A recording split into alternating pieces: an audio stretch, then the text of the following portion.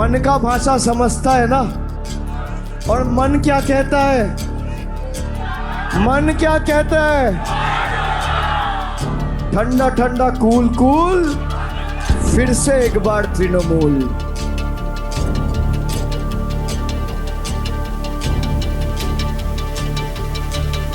वो तो नतीजे का दिन पता चल जाएगा, लेकिन टीएमसी चोरी करने का मौका नहीं मिलेगा।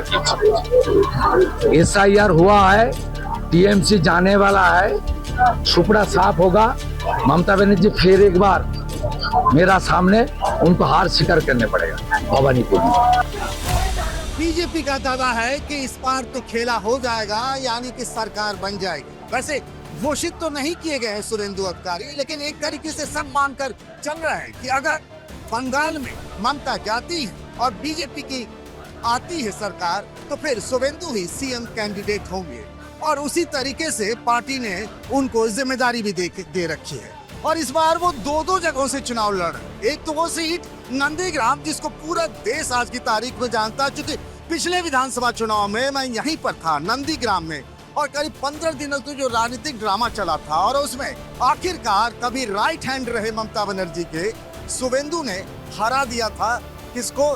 तो ममता बनर्जी को, वो भी 1956 वोटों से। और ये एक तरीके से इतिहास बना। ममता बनर्जी उसके बाद भवानीपुर चली गई, तो शुवेंदु अधिकारी भी पीछे पीछे भवानीपुर चले गए, जहाँ दूसरे चरण में चुनाव होगा। पहले चरण में तो यहीं पर यानी नंदीग्राम का मुकाबला। ममता ने भी खेल किया है।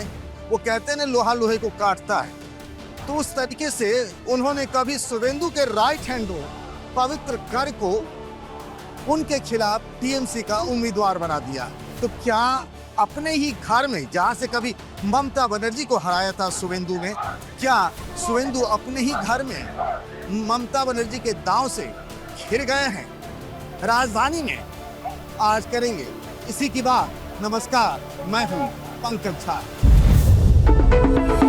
Brought to you by Candid and Saluja Gold. Candid dusting powder, 4 skin problems का एक expert solution. Candid dusting powder, हटा खुजली, लगा कैंडिड।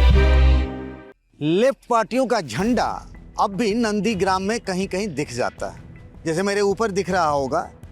और ये वही जगह है नंदीग्राम जहां लेफ्ट के ताबूत में आखिरी कील ठोकी गई थी। ये बात साल 2007 की है। बुद्धदेव भट्टाचार्य तब बंगाल के मुख्यमंत्री हुआ करते थे, और यहाँ एक इंडोनेशियाई कंपनी के लिए जमीन देने को लेकर, यानी लैंड एक्विजिशन को लेकर एक बड़ा विवाद हुआ था। और उस आंदोलन की अगुवाई की थी ममता बनर्जी ने।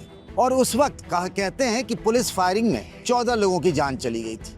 पूरे बंगाल में एक तरीके से लेफ्ट सरकार के खिलाफ एक माहौल बन गया था।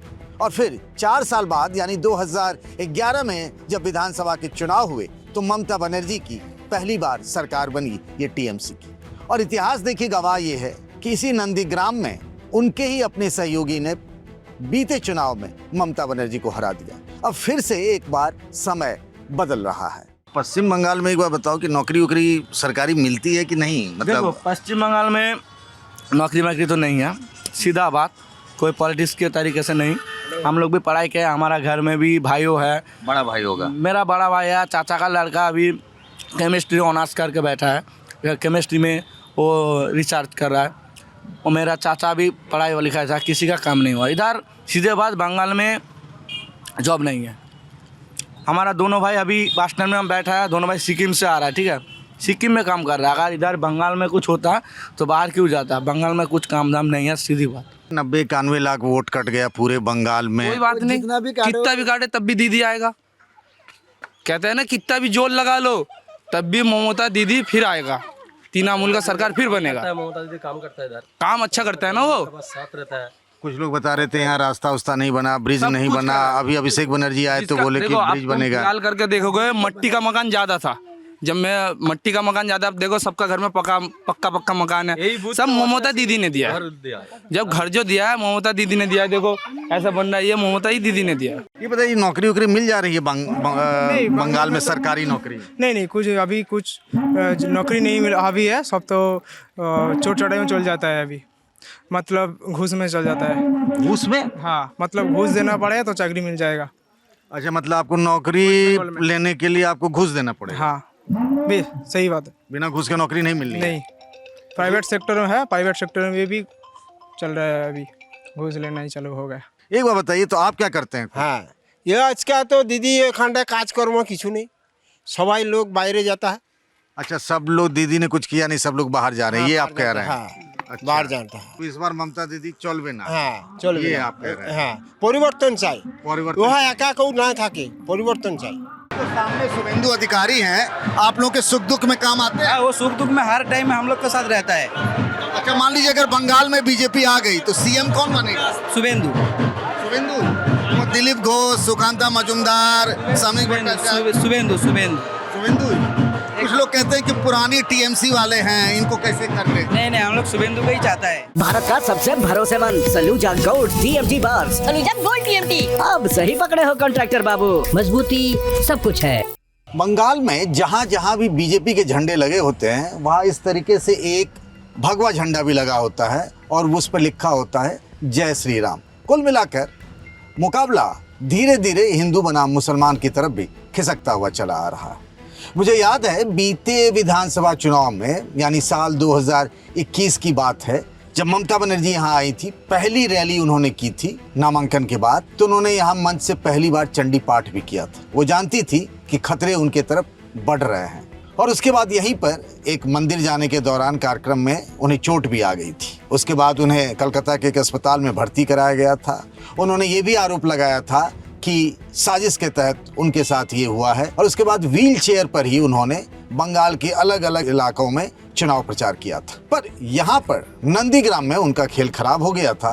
हालांकि बंगाल में उनकी 2/3 की बहुमत वाली सरकार बन गई थी। पॉलिटिक्स में नैरेटिव और मैसेजिंग का भी एक बड़ा महत्वपूर्ण रोल होता है।